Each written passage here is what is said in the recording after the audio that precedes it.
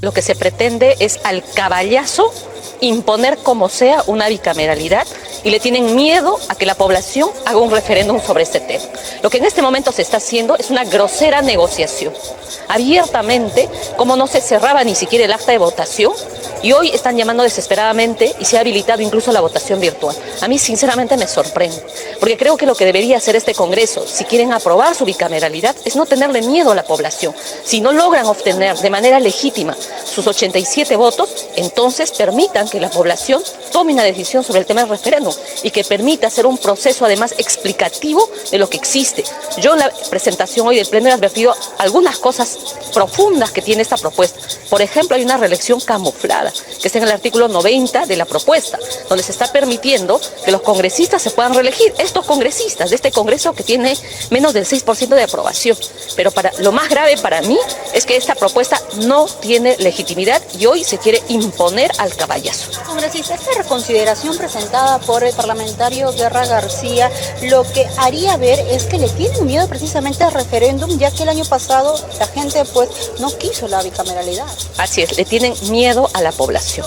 Como ellos le tienen miedo a la población, ellos quieren lograr sus votos, quieren lograr su primera votación y luego quieren pasar a la siguiente legislatura con la siguiente votación, a espaldas de la población, sabiendo que esta institución no solamente no tiene el prestigio, sino no tiene la legitimidad necesaria. Y me parece terrible, sumamente grave, en medio de toda esta coyuntura, que hoy veamos congresistas que tuvieron una posición de una manera determinada y hoy votan de otra manera. Y de pronto un presidente del Congreso que es incapaz de cerrar un acta, llamando, buscando todo el mundo desesperadamente, una congresista acercándose a la otra para ver qué uno presiona. Eso me parece increíble. Vimos a la parlamentaria María del Carmen Alba pues muy ofuscada cuando se daba el momento de la votación. También vimos a la parlamentaria Rosángela Barbarán en la misma situación.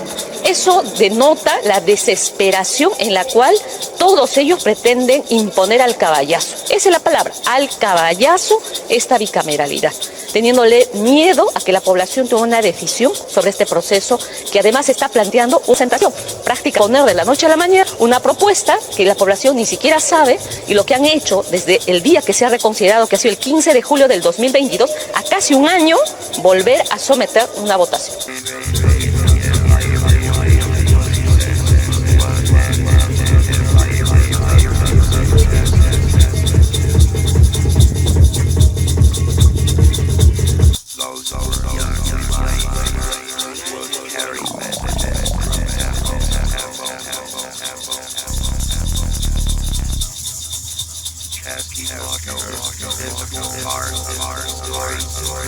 Este Congreso del Perú autorizó que lleguen al Perú 700 soldados estadounidenses armados, a petición de la que está detentando la presidencia y con autorización del Congreso del Perú.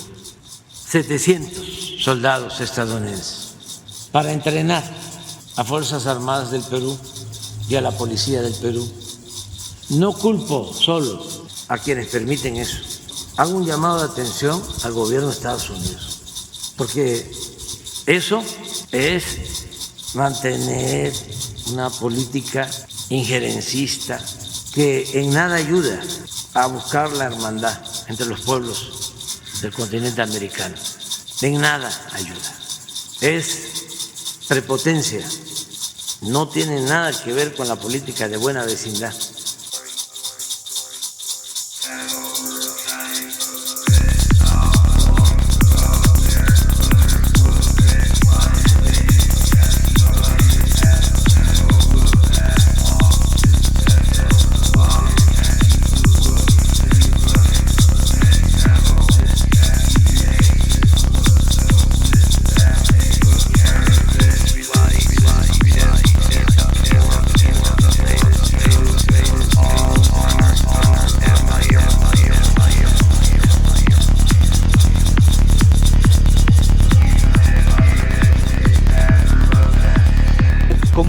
De la Embajada de Estados Unidos en el Perú. Los Estados Unidos brindará $8 millones adicionales para reducir el cultivo de la hoja de coca y crear oportunidades económicas lícitas.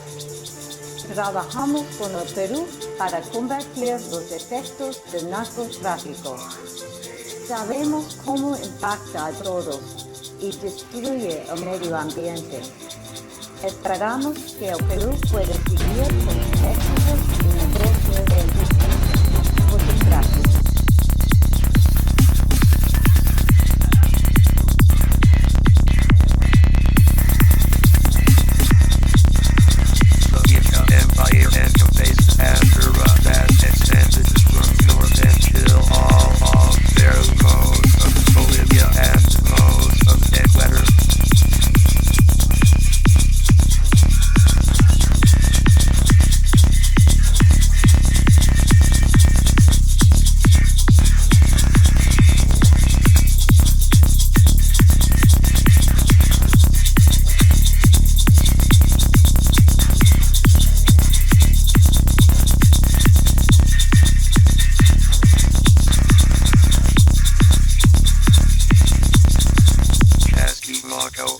Integral part of the story.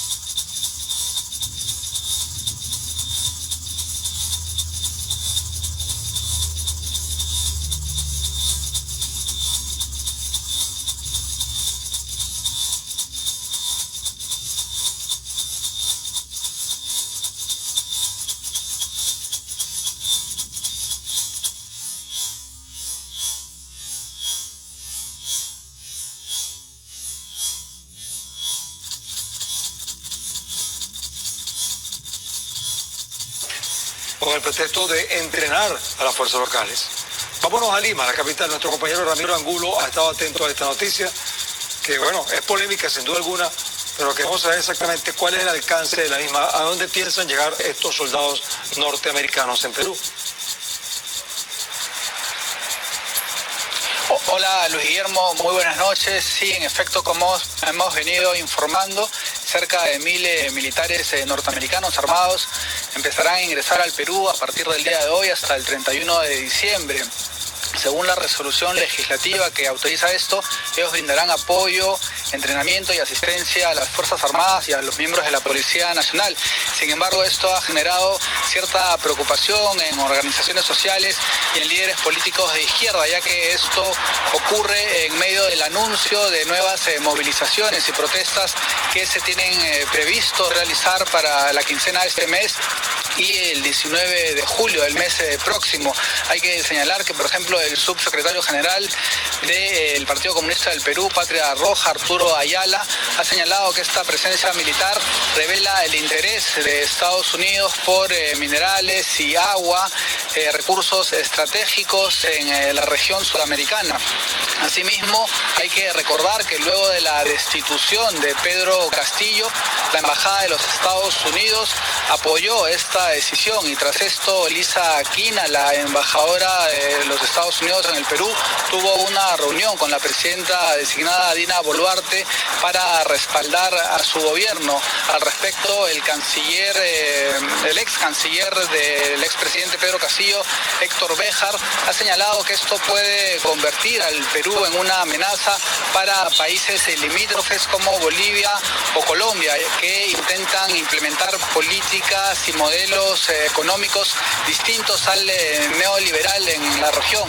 Asimismo, hay que informar informarles, Guillermo, que estos militares tienen previsto estar en 14 departamentos del Perú, entre estos Lima, Apurímac, Ayacucho, Cusco, lugares en donde en los últimos meses hubo fuerte represión y lamentables muertes y donde también hay alta conflictividad social debido a los diversos proyectos extractivos que existen en estos lugares.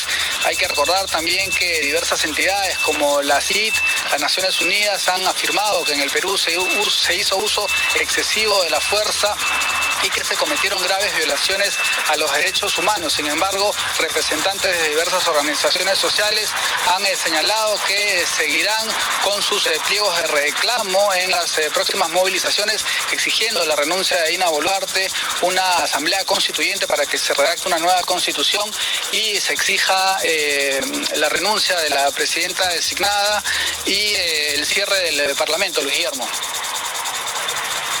Bueno, Ramiro, entonces, bueno, estamos aquí atentos a esta situación preocupante.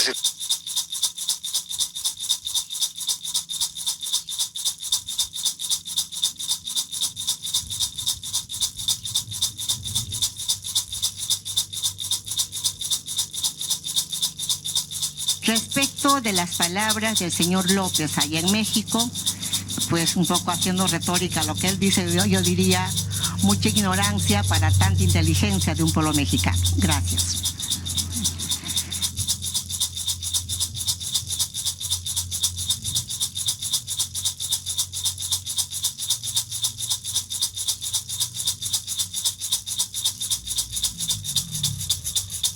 Sí, efectivamente se ha reprogramado la audiencia que estaba fijada para el 31 de mayo, porque ese día tenemos la actividad del simulacro de sismo, como que ya siempre se programa año tras año, y es el 31 de mayo, ¿no?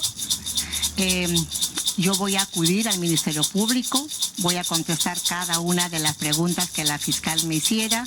No me voy a acoger a ese derecho de quedarme en silencio, porque creo que la primera persona que quiere saber la verdad, qué pasó con los fallecidos en esas marchas de protestas violentas, es Dina Boluarte. Voy a acudir y voy a contestar cada una de las preguntas. Respecto de las palabras del señor López allá en México, pues un poco haciendo retórica lo que él dice, yo diría mucha ignorancia para tanta inteligencia de un pueblo mexicano. Gracias.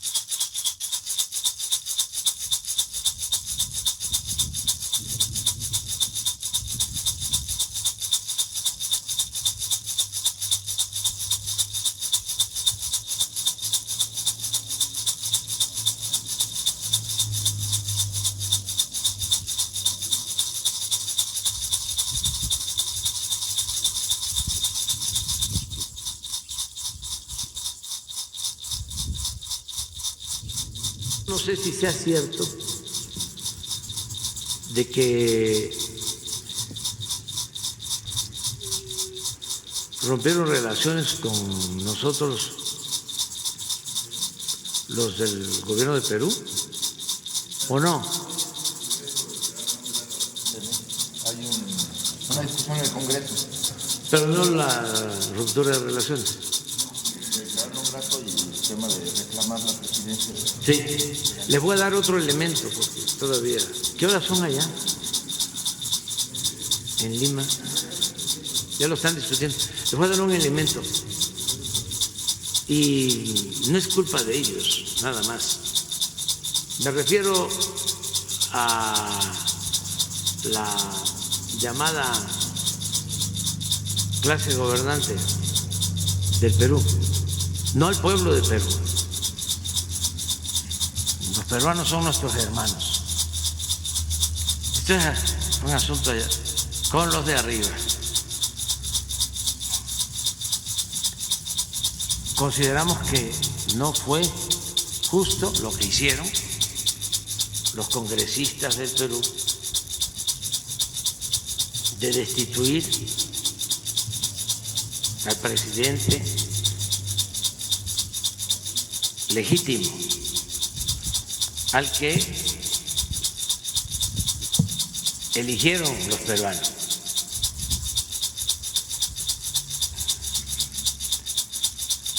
Y no solo se quedaron con eso, sino que lo encarcelaron a Pedro Castillo y está injustamente en la cárcel, ilegalmente.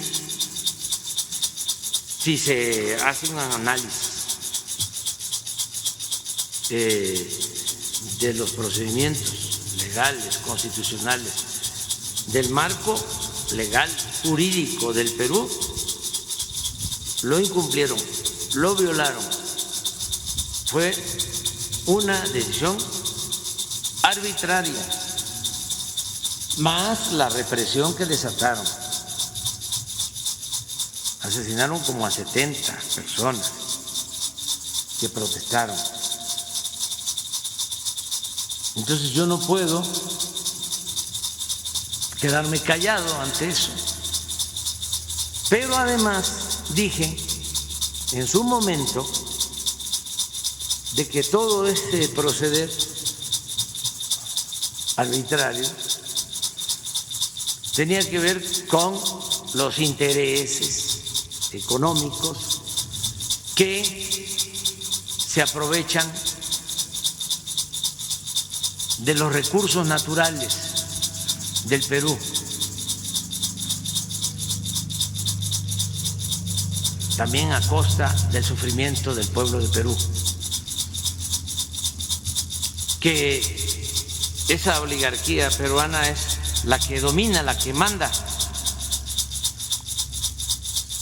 Y que también no se me hacía correcto ni normal el que apenas se estaba dando a conocer la destitución de Pedro Castillo y ya la embajadora de Estados Unidos en Perú estaba avalando la decisión que tomó el Congreso. Muy extraño. Pero no sé si sea cierto de que ayer ese Congreso del Perú autorizó que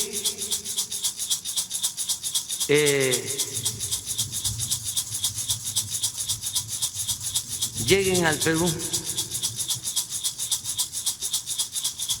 700 soldados estadounidenses armados a petición de la que está detentando la presidencia y con autorización del Congreso del Perú.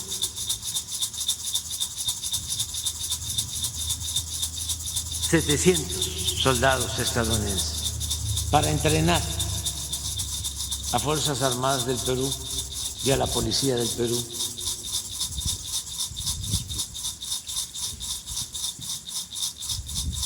No culpo solo a quienes permiten eso, sino hago un llamado de atención al gobierno de Estados Unidos, porque eso es mantener una política injerencista que en nada ayuda a buscar la hermandad entre los pueblos del continente americano. En nada ayuda. Es prepotencia.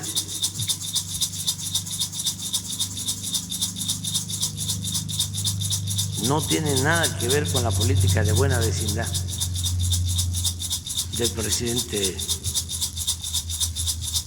Roosevelt.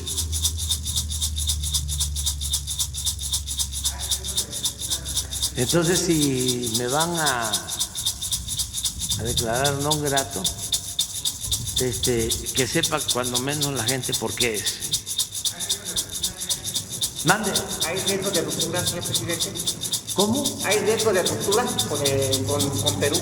¿Ya? No sé, pero es que leí ayer que iban a discutir este asunto en el Congreso, que tengan todos los elementos. Ellos lo saben, pero lo que quiero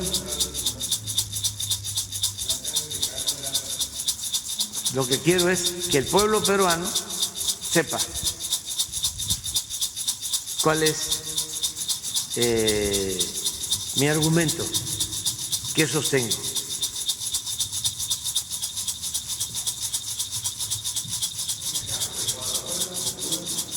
Fíjense en el caso de Ecuador, para que vean la diferencia,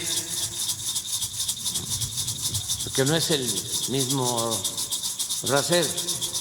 Allí se supone que lo que hizo mal, que está dentro de sus facultades, legalmente, yo creo que políticamente es otra cosa, podríamos no estar de acuerdo, pero legalmente el presidente tiene la facultad de disolver el Congreso y se convoca elecciones. Eso fue lo que se hizo en Ecuador. Había un proceso para llevar a cabo un juicio político contra el presidente Lasso. Entonces, lo que él hace, el Congreso aprueba el inicio del juicio político y él lo que hace, en el marco de sus facultades, es disolver el Congreso y al mismo tiempo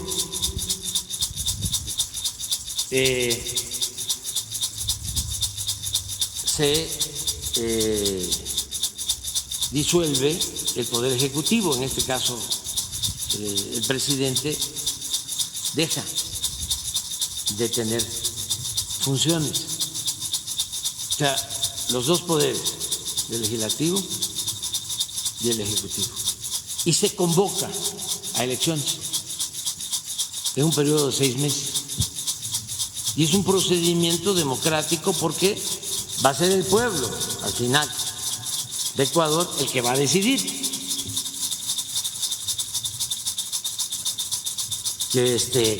quiénes van a estar en el Congreso y quién va a ser el próximo presidente.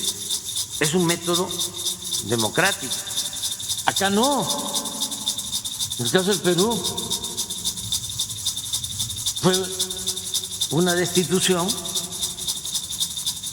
por el planteamiento que hizo el presidente originalmente de desaparecer el Congreso. Entonces, lo que hacen es que lo destituyen a él y lo encarcelan y le inventan delitos, le fabrican delitos de corrupción y demás. O sea, son cosas distintas, ¿no? Lo que debería de hacerse en el Perú, además de darle la libertad al presidente y restituirlo para hacer un acuerdo y que se convoque elecciones generales lo más pronto posible y que sea el pueblo del Perú el que decida. Pues ¿cómo van a estar así? No es declarar non grato al presidente de México. O sea, para mí es un timbre de orgullo que quienes actúan de esa manera me declaren no grato.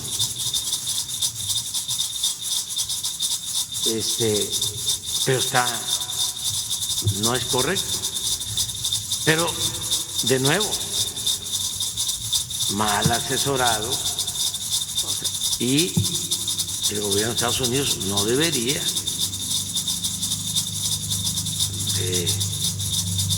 abusar. Decía Washington que ningún pueblo abuse del infortunio de otro pueblo.